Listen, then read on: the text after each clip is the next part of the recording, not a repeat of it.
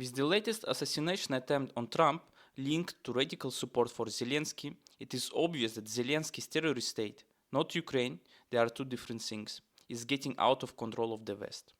Of course, unless this is a planned situation where, right in front of Russia, a similar ISIS-like state creates more and more problems in the region and for opponents of the West. Let's start from the beginning. The first accusations of Zelensky being a terrorist appeared at least a year and a half ago, when Ukrainian soldiers purposely started attacking ordinary cities like Belgorod, which has no strategic significance in the war. As a result, Putin, as he said, had to send Russian troops to push back Ukrainian forces that were deliberately attacking the peaceful city. Of course, many people view this from the perspective that it is a war. Russia also attacks peaceful cities and so on. There is some truth in these words. However, what people fail to focus on is that from the beginning, Russia was portrayed in the Western propaganda as the evil side, seeking territory.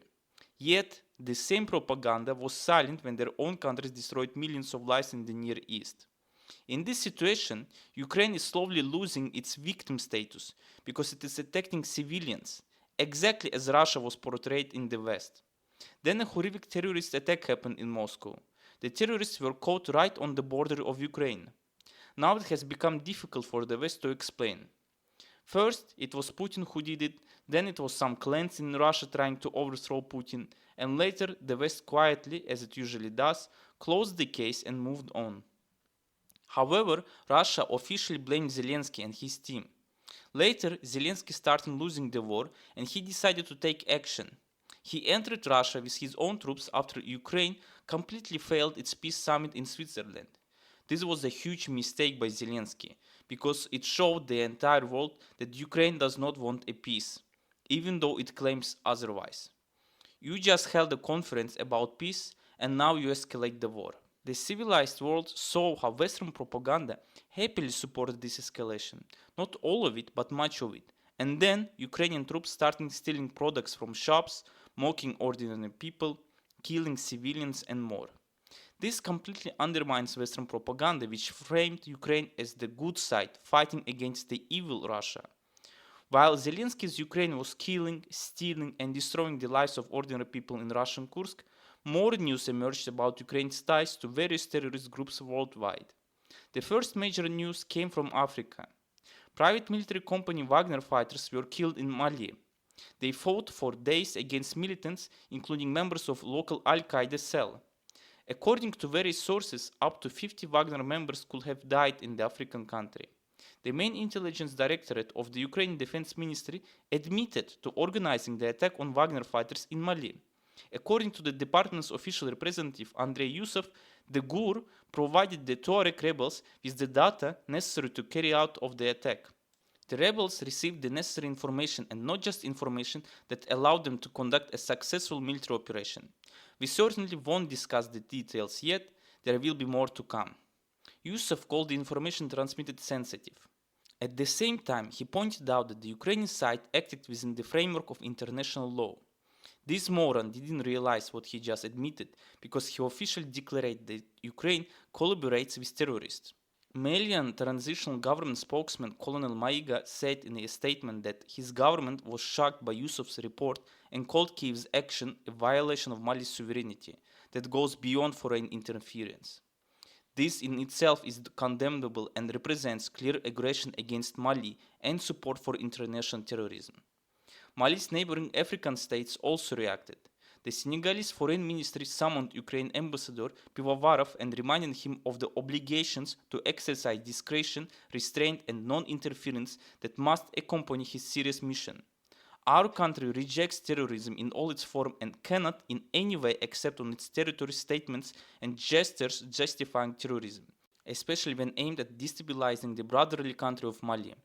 The Burkina Faso authorities criticized the Ukrainian ambassador and called on him to pull himself together. The Ukrainian Foreign Ministry tried to respond to the scandal but failed. Burkina Faso, Mali, and Niger appealed to the UN Security Council to condemn Ukraine's support for international terrorism. Later, the same terrorist who Yusuf claimed received support from Ukraine carried out another attack in Burkina Faso, where the local branch of Al-Qaeda, Jamaat Nusrat al-Islam wal Muslimin, massacred about 400 civilians. But it didn't stop there. Zelensky's Ukraine went to Syria. The Turkish newspaper Aydınlık wrote an article.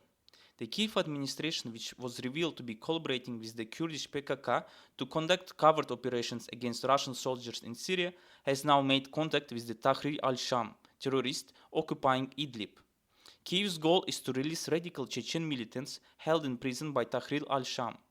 Later, as the Syrian newspapers Al-Watan writes, recruitment primarily targets people from the post-Soviet countries. Their training and transfer to Ukraine has continued for at least 2 months. I've been saying for a long time that the West is creating a new Bin Laden in Zelensky. I will repeat myself. Zelensky has nothing to lose. As soon as the war ends or freezes, the British and Americans will kill him because he knows too much. They will poison him with Novichok to blame the Russians. This is why Zelensky escalates the situation and the West continues to finance him, knowing all of this. Which leads us to conclude that the West wants an ISIS-like state next to Russia. Zelensky, like ISIS terrorists, drives people off the streets, beats them, puts them into vehicles and sends them to die. I've shown this many times on my channel. But he is not only doing this in Africa or the Near East. There are rumors that Zelensky has created his own cells inside Europe and the USA. Almost all major assassination attempts this year involve people connected to Ukraine. On May 15, 2024, the Prime Minister of Slovakia, Robert Fico, was shot and critically injured. The assassin was a lone, crazy man who radically supported Ukraine. Trump's second assassination attempt was also carried out by a lone, crazy man who radically supported Ukraine. At the conference of Alternative for Germany, a German party seeking to stop sending weapons to Ukraine and often smeared as pro-Russian party by Western propaganda, a man threw paint on Sahra Wagenknecht during her public appearance in Erfurt. The attacker shouted glory to Ukraine. Can you guess how you can define this man?